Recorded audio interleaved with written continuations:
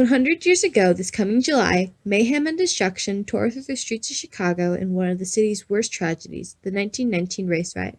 The situation was made worse by inaccurate and racially biased reporting by local newspapers that failed to give residents an accurate picture of what was actually happening. In 1919, Chicago was a bustling city full of industry and life, but underneath, a tension was brewing that could be traced back to World War I. When soldiers went off to fight, many job opportunities opened up in Chicago.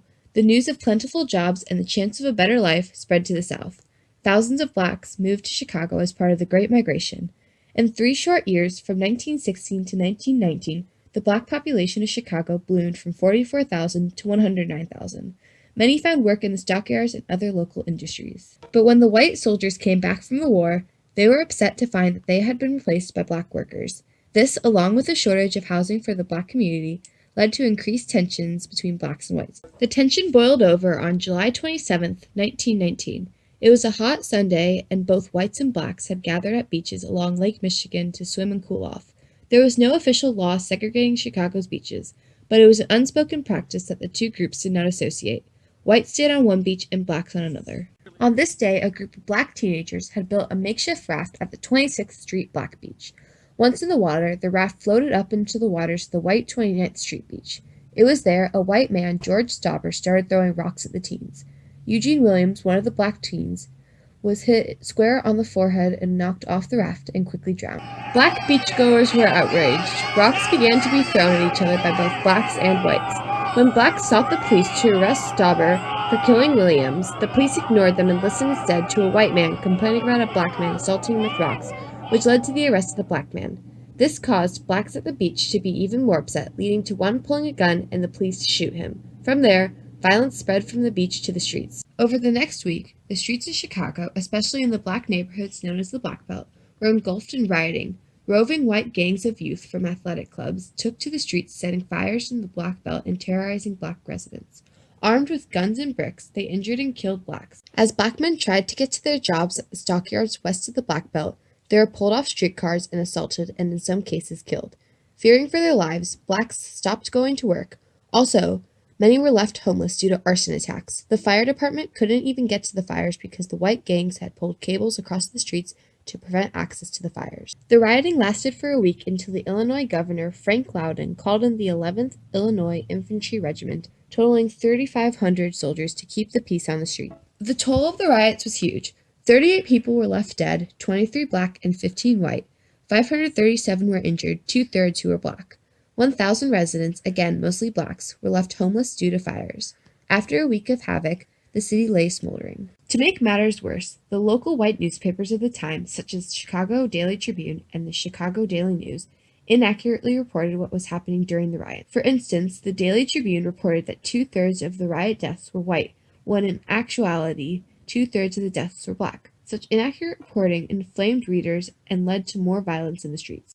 Media had an effect on the riots to the extent that a lot of misinformation was published, so that reporters often would rely on unreliable sources for their information. So numbers were not accurate. They, because of the bias that existed within the white mainstream press, a lot of negative stories about black people wound up being published, and that inflamed the passions in the white community. So, for example, if the newspaper reported that 20 white people were attacked and there were only 5, then that tended to make people even angrier. The newspapers had a huge effect because they were providing citizens with a first-hand account of what was happening. If you look at the media stories, first of all, they inaccurately reported sometimes how many people were injured or killed and what race they were. So on both sides, people were already feeling very beleaguered and put upon when they saw that, for example, in the Tribune, if it said, and today 10 white people were killed when in fact there were only 2, the public didn't know that, and so they would read it and get very incensed. The various newspapers, whether they were white or black, were using many of the same sources, such as police reports, hospital records, and reports from local politicians such as the mayor and aldermen, but their stories varied based on their race and viewpoint. They would talk to everyone, but they would pick and choose, again, how they would print it. And so what I would say is that depending on what news source you were looking at, you would see the same story talked about in a very different way. They might even have the same sources, but they would phrase it, they would use different quotes, they would put different words up front, depending on what angle and who their audience was. The white newspapers overwhelmingly used derogatory descriptions and headlines about blacks during the riots, such as the Daily Tribune's headline of July 28th, "A Crowd of Howling Negroes," and reported inaccurately about blacks inciting violence when the white gangs were by and large the culprit. Individual citizens, the man or woman on the street, they don't have access to all this information other than through the media tools that they have. So in those days, most people didn't know what was going on except through what they read in the newspapers. It's important to understand why bias exists in the media in the first place. Sometimes an implicit bias develops from stereotypes reporters are exposed to. The same people who are working in the media are people who've grown up looking at the images in the media, and to the extent that there might be stereotypes or unfair coverage, a tendency to see people of color in negative ways, that's what they've grown up reading as well, and they bring some of that into their reporting also. We call that implicit bias. Other times, a reporter's bias comes from how they choose to cover a story. It can be biased in terms of the types of stories that they are writing. What topics are they giving attention to? Media can be biased in terms of who they are quoting, sources that they want to talk to. So it can really be at any stage of producing a news story. One might argue that reporters of the riots were not driven by racial bias, but instead by sensationalism. For instance, both white and black newspapers misreported women and children being killed in the riots when in fact none were.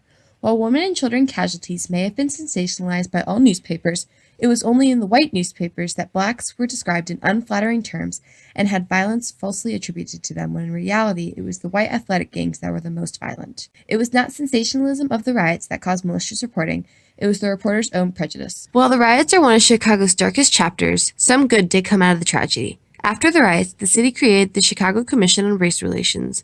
The group was made up of both prominent black and white citizens, including Robert S. Abbott, the founder of the Chicago Defender, and Sears Roebuck head Julius Rosenwald.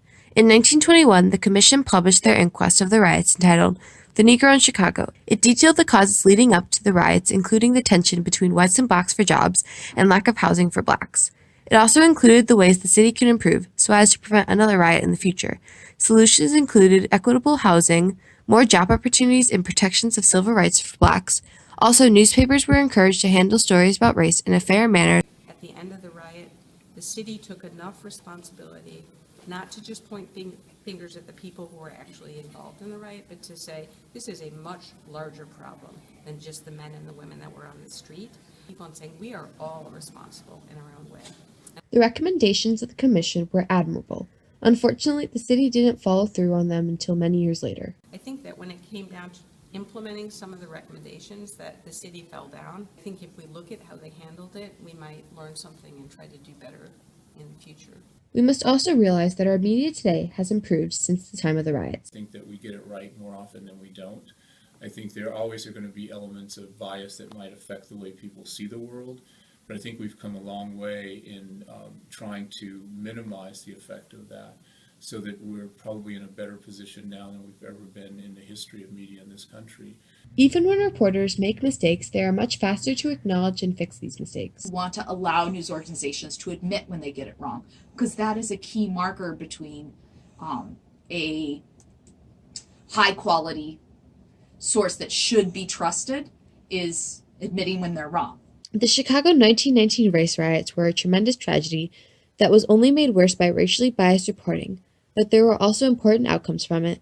The inquest laid a new direction for Chicago, even if not followed at the time. It was a start. Inaccurate reporting and bias in the media still exist today. We may never be able to be completely free of it, but it's not as prevalent as it once was in regards to race, and that could be considered a triumph, as is knowing our history. The more that we know about our history, the more we can treat the problems that still exist today. And that's a good lesson for Chicago, its citizens, and its media going forward.